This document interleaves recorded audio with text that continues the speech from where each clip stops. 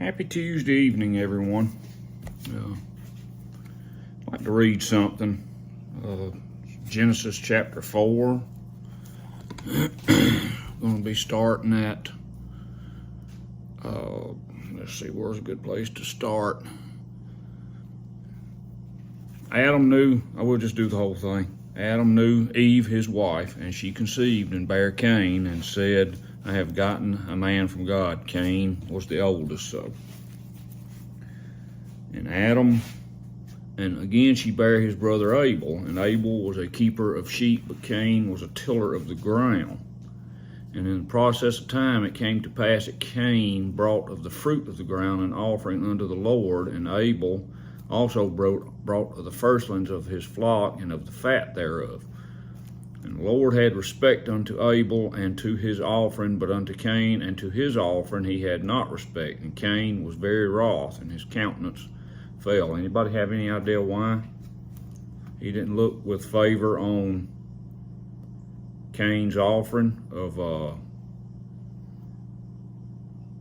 crops, because later on in the law of Moses, that's a very acceptable offering to the Lord. Was it his attitude, maybe? We'll read on and see. And the Lord said unto Cain, Why are you wroth? I'm reading from the King James, by the way. Why art thou wroth? And why is thy countenance fallen? If thou doest well, shalt thou not be accepted, and if thou doest not well, sin lies at the door, and unto thee shall be his desire, and thou shalt rule over him. Now, seems like I just noticed something after reading this passage probably 100 times in the past. All of a sudden, I was like, well, the Lord cares about us. He cares enough to warn us, right? Okay, so he's warning him right there. Says you gotta do better than this. You can do better. If thou doest well, shalt thou not be accepted. And if thou doest not well, sin lies at the door, and unto thee shall be his desire, and thou shalt rule over him. And there's another translation, I think it's the NIV, says you must master it. You must get past it, get over it. We'll go on. Well, anyway, there we see a warning. Okay, that's my point. We see a warning right there. And Cain talked with Abel, his brother, and it came to pass when they were in the field that Cain rose up against Abel, his brother, and slew him. Now, I've always been told that, just getting kind of off the subject a little bit, that Cain used a rock, but it doesn't say here clearly how he killed him. And he just says he slew him. And the Lord said unto Cain, Where is Abel thy brother? The Lord knew what happened. And he said, I don't know. I know not. Am I my brother's keeper? And the Lord said, What hast thou done? The voice of thy brother's blood cries unto me from the ground. Now the judgment's coming here. The judgment. He's done got the warning. He ignored the warning. So now there's judgment. And now art thou cursed from the earth. Did I finish 10? And he said, What hast thou done? The voice of thy brother's blood cries unto me from the ground. Cain's a farmer, a tiller of the ground. Now art thou cursed from the earth, which has opened her mouth to receive thy brother's blood from thy hand. When thou tillest the ground, it shall not henceforth yield unto thee her strength. A fugitive and a vagabond shalt thou be in the earth. There's the judgment. He said, well, you're not going to be able to eat of the land anymore. Or at least you're not going to be able to till it and grow it yourself. Cain said unto the Lord, My punishment is greater than I can bear. Behold, thou hast driven me out this day from the face of the earth, And from thy face shall I be hid, and I shall be a fugitive and a vagabond in the earth, and it shall come to pass that everyone that finds me shall slay me. Well, question about that before we get back to the main subject of the Lord caring about us. Who was Cain afraid of? That's a question, just a question. Anybody got any idea? I don't. I suspect there were other people, and that it's just my opinion, but Adam and Eve were a specific bloodline. But that's just my opinion. And the Lord said unto him, therefore, whosoever slays Cain, vengeance shall be taken on him sevenfold. Back up. We'll come back to that some other time.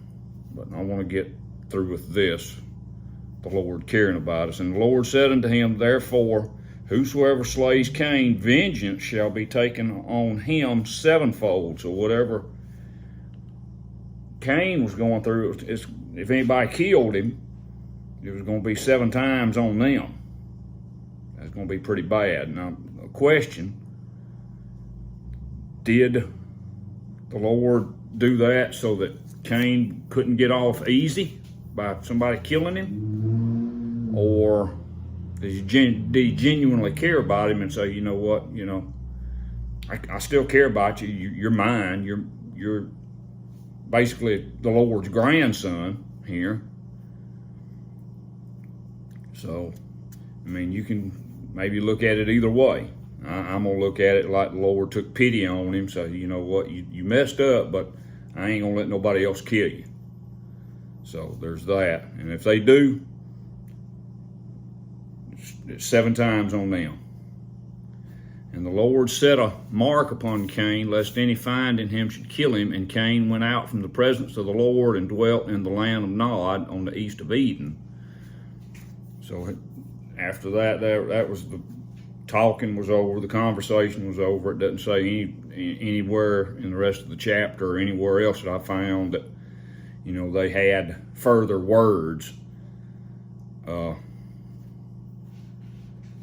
Just goes on to say the rest of the chapter just goes on just talking about the genealogy. But the main point I was wanting to get to was, Lord gives you a warning. We have the Bible, and that's our warning, and we know deep down what's right and wrong. We just do. We know right and wrong, and he warns you. Then he may be some judgment. You may have to go through some things, but it seems like he's still going to look after you. Like I said, basically Cain was the Lord's grandson. So you can imagine, you ain't gonna let nothing happen to your grandkids, right? But anyway, I just want to know, anybody else ever see that? Like I said, I've read this 100 times probably. Just last week or two, I just kind of like, never noticed that before. So I just wanted to get that off my chest and put it out there. Give maybe somebody else something to think about. That maybe have read it and they just give my opinion. I'm not a theologian. Anyway, I hope everybody has a good week. Y'all just keep following the Lord. He'll show you some stuff that you've never seen before. Just keep studying, keep reading, keep meditating. But I'm gonna let it go there, and I hope may the Lord give everybody out there a good week left, and God bless y'all. God bless every one of y'all out there, and see you next time. I've got a couple of other things I want to talk about in here, but that's that. I hope, like I said, I hope y'all have a good week. If you got to work anymore, I got to go back to work tomorrow. Y'all have a good one. Take care of yourselves. Comment what you think about this little message, this little reading opinion. I'd be very interested in knowing what somebody else has to say about that. Y'all have a good one. God bless.